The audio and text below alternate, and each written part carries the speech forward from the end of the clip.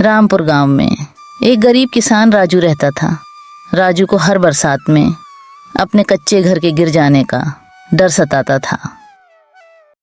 सुमित्रा, बहुत तेज बारिश आने वाली है। मेरा दिल घबरा रहा है। मुझे बहुत डर लग रहा है। कहीं इस बार भी हमारा घर गिर गया तो हम क्या करेंगे? हमारे घर की छत घास की है और इसकी दीवारें कच्ची मिट्टी की बनी हैं। कहीं इस बरसात में कुछ अनर्थ ना हो जाए। डर तो मुझे भी लग रहा है जी, पर अब हम क्या करेंगे जी? मैंने रामलाल जी से बात तो की थी। उन्होंने मुझे आश्वासन दिलाया था कि वो हमारे घर पर लोहे की चादर डलवा देंगे और छत पक्की हो जाएगी। लेकिन पूरा 1 साल होने को आया है, वो काम तो अब तक नहीं हुआ। वो रामलाल बस राजनीति करता है जी। वो गरीबों की मदद नहीं करता। हमारी मदद तो भगवान भी नहीं कर रहा है सुमित्रा। जैसे ही बारिश का मौसम बनता है मुझे डर लगने लगता है। हर बारिश में हमारी छत टपकती है, आधे से ज्यादा पानी अंदर आ जाता है और ये मिट्टी की कच्ची दीवारें गिरने लगती हैं। पिताजी, आप इतनी चिंता मत कीजिए। आप एक बार रामलाल जी से बात करके देखिए ना। हाँ हाँ बेटा, सोच तो मैं भी कुछ ऐसा ही रहा हूँ। हाँ हाँ, तुम्हें आज ही जाना चाहिए और रामलाल जी से बात करनी चाहिए। ठीक है, मैं अभी जाकर आता हूँ। राजू सरपंच के घर के लिए निकल पड़ता है।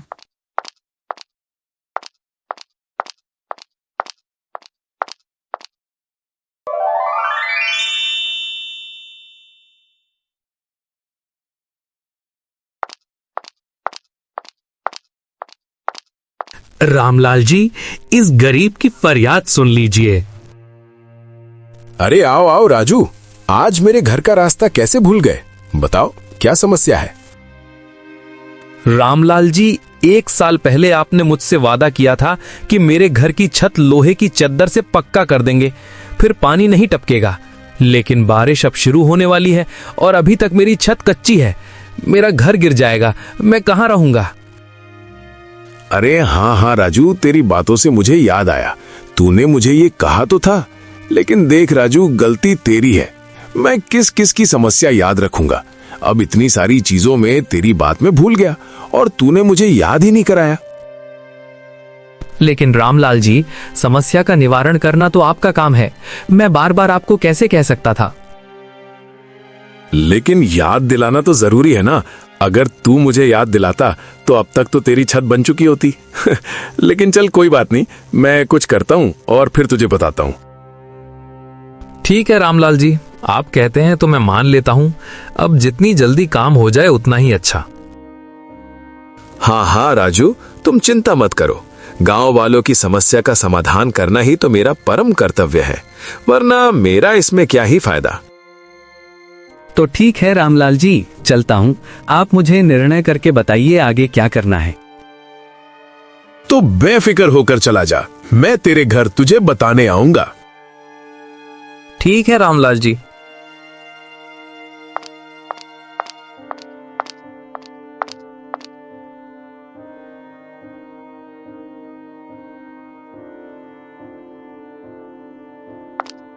देखो तो सरपंच कितना झूठ कहता है कि गांव वालों की भलाई के लिए सरपंच बना है।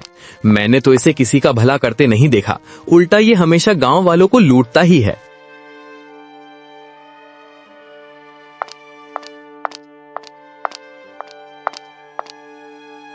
क्या बड़बड़ाते हुए जा रहे हो राजू? मुझे बताओ क्या समस्या है?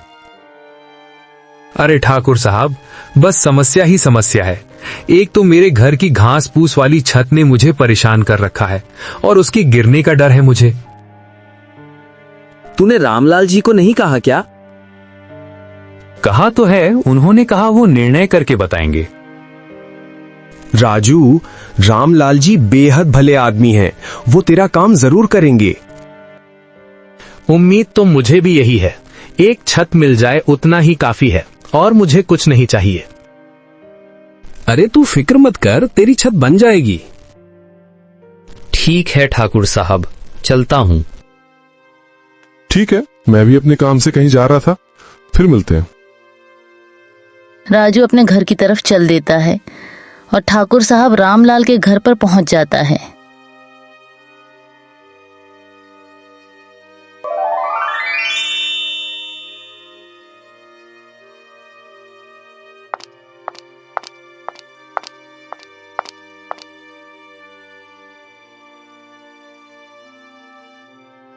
अरे रामलाल जी, मैं क्या सुन रहा हूँ, गांव वालों की समस्या का निवारण नहीं हो रहा।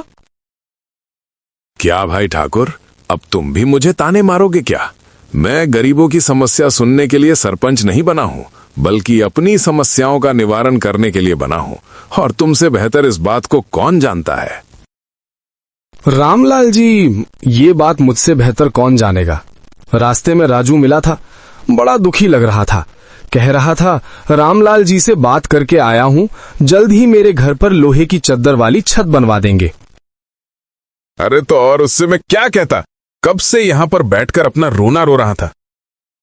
उसकी समस्या का आखिरकार क्या हल करने वाले हो? अरे करना क्या है, कुछ नहीं, उसको एक उम्मीद दे दी बस। मेरे पास इतने फालतू पैसे नहीं जो इन गरीबों पे लुटाता फिरूं, लेकिन मेरे पास उसके लिए एक योजना है। अरे बताओ बताओ, ऐसी क्या योजना है? आप तो जानते ही हो, फायदे का सौदा मैं कभी नहीं छोड़ता। रामलाल जी, आप राजू को छत बनाने के लिए हाँ कह दो और उसके बदले में उससे कहो कि अपनी जमीन वो हमें दे दे। जमीन बेचकर हम मुनाफा ही पाएंगे। उसकी जमीन गांव में सबसे अच्छी जगह पर है। बात तो तुम सही कह रहे हो, लेकिन क्या राजू इसके लिए मानेगा? मैंने उसकी आंखों में चिंता देखी है। हाँ, उसकी चिंता ही उसे ले डूबेगी। लेकिन इसमें हमारा फायदा कहाँ हुआ? उसकी जमीन लेने के बाद उसकी छत तो हमें बनवानी ही पड़ेगी। अरे रामलाल जी, आप तो राजनीति वाले आदमी हैं। कुछ भी बहाना बनाकर कुछ भी कह दीजिएगा, हैं? उसकी छत बनवाने की हमें क्या जरूरत? कहीं ऐसा ना हो इस बार गांव वालों का क्रोध हम पर फूट जाए। अरे कैसी बातें करते हो ठाकुर साहब, आज से पहले हमने मिलकर कितना कुछ संभाला है। और हम कह देंगे कि राजू हमसे पैसे ले जा चुका है, लेकिन उसने खुद ही वो पैसे उड़ा दिए और अपना घर नहीं बनवाया। एक बात तो माननी पड़ेगी, तुम योजना गजब बनाते हो। हाँ, तो कल हम दोनों मिलकर राजू के घर जाएंगे। पहले उसकी जमीन हथियानी पड़ेगी।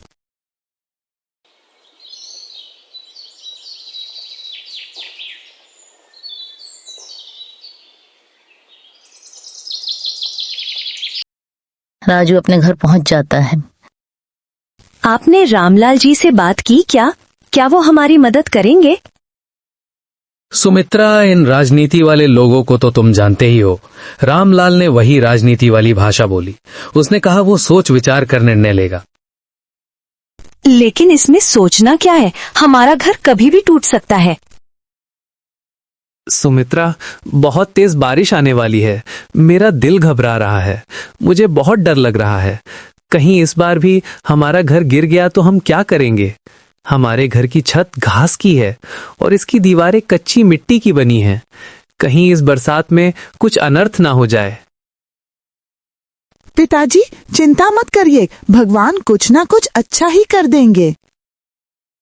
बेटा, तुम्हारी भगवान में आस्था देखकर मुझे अच्छा लगा, लेकिन इस वक्त ऐसा लगता है भगवान ने हमसे मुंह फेर रखा है। मुझे कोई रास्ता नजर नहीं आ रहा और रामलाल ने भी कोई सीधा उत्तर नहीं दिया है। आप चिंता मत करिए, कुछ न कुछ हो ही जाएगा।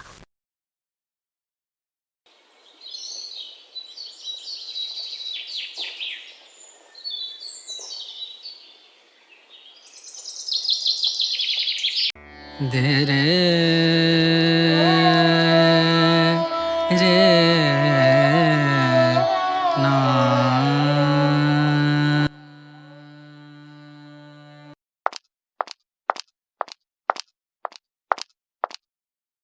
अरे राजू, क्या बातचीत चल रही है भाई? और तुम्हारे चेहरे पर 12 क्यों बजे हैं? अरे क्या बताऊं मोहन, मेरी किस्मत ही फूटी है। घर पर एक पक्की छत भी नहीं बना पाया। अरे तुम इतने उदास क्यों होते हो राजू? सब ठीक हो जाएगा। हर चीज का एक सही समय होता है और वो अपने सही समय पर ही होता है। तुम इतनी चिंता मत करो, हम सब गांव वाले तुम्हारे साथ हैं। हाँ मोहन, ये बात तो मैं जानता हूँ, लेकिन बेचारे गांव वाले भी क्या करें? सभी गांव वाले गरीब ही हैं।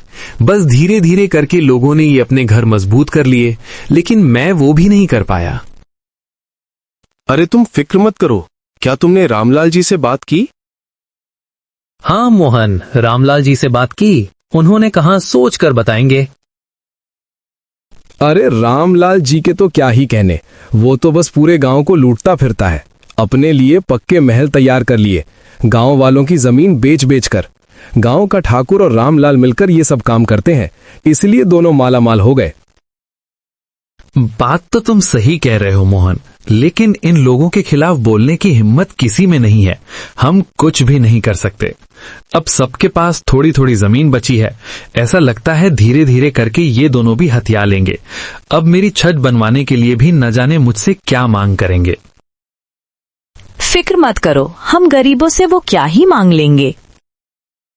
नहीं नहीं सुमित्रा भाभी, इन लोगों को नहीं जानती आप। वो बहुत लालची हैं। अपना फायदा देखे बिना वो किसी का भला नहीं करते। मोहन, तुम बिल्कुल सही कह रहे हो। अब तो मुझे भी इस बात का डर सताने लगा है कि आखिरकार वो मुझसे क्या मांगने वाले हैं। जो भी होगा देखा जाएगा। राजू, तुम चिंता मत करना, मैं चलता हूं।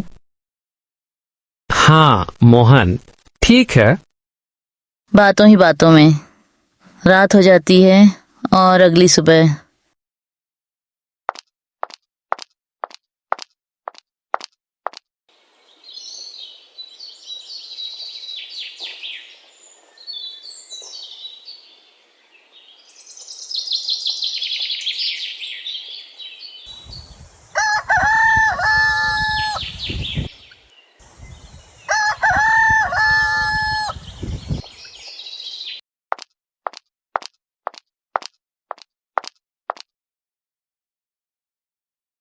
ठाकुर साहब और रामलाल राजू के घर पर पहुंच जाते हैं।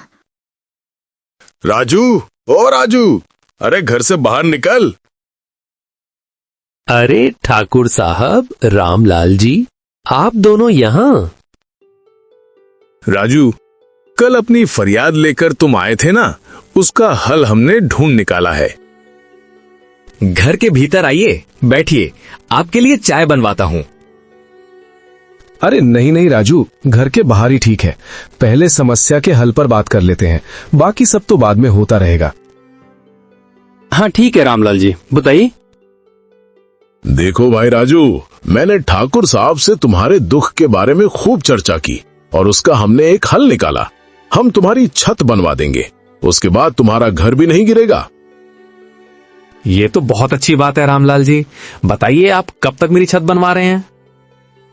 देखो राजू, बात ऐसी है कि छत तो हम बनवा देंगे, लेकिन उसके बदले में तुम्हें भी एक काम करना होगा। हाँ हाँ रामलाल जी, बोलिए, उसके बदले में मुझे क्या करना पड़ेगा? देखो राजू, अब तुम भी तो ये जानते ही हो कि रामलाल जी के पास इतना पैसा नहीं है जो खर्च करके वो तुम्हारी छत बनवा दे। लेकिन हाँ, अगर तुम ये वादा करते हो कि बदले में तुम अपनी जमीन हमें दे दोगे, तो फिर हम छत बनवा सकते हैं। तुम्हारी जमीन को बेचकर उस पैसे से हम तुम्हारी छत बनवा देंगे। हमारे पास अच्छे खरीदार हैं। ये सब क्या कह रहे हैं आप? मेरे पास एक वो जमीन ही तो है जिससे मेरा और मेरे परिवार का पेट भरता है। वही जमीन अगर मैं आपको दे दूंगा तो फिर छत तो बन जाएगी, लेकिन उस छत के नीचे हम लोग भूखे मरेंगे। ये सब कुछ तुम्हें सोचना है। हम तो तुम्हारे सामने तुम्हारी समस्या का हल लेकर आए थे। अब तुम ही अगर तुम्हारा भला चाहते हो, क्योंकि बारिश कभी भी शुरू हो सकती है और ऐसे में तुम्हारा घर गिर गया तो तुम कहां जाओगे? क्या सच में आपको लगता है कि यही आखिरी रास्ता है? हाँ हाँ राजू, इसके अलावा तुम्हारे पास कोई उपाय नहीं है। तुम्हें यही करना होगा। देखो, हम तुम्हें कोई जबरदस्ती तो नहीं बता रहे, तुम्हारी मर्जी। अब तुम घर बचा लो या फिर जमीन अपने पास रख लो। मैं आपको सोच कर बताता हूँ। तो ठीक है, हम यहाँ से चलते हैं, तुम सोच कर बताना। राजू, ऐसा ना हो फिर देर हो जाए। ठीक है रामलाल जी, ठीक है ठाकुर साहब, मैं आपको जल्द ही निर्णय करके बताता हूँ। इतना कहकर रामलाल और ठाकुर साहब राजू के घर से चले जाते हैं।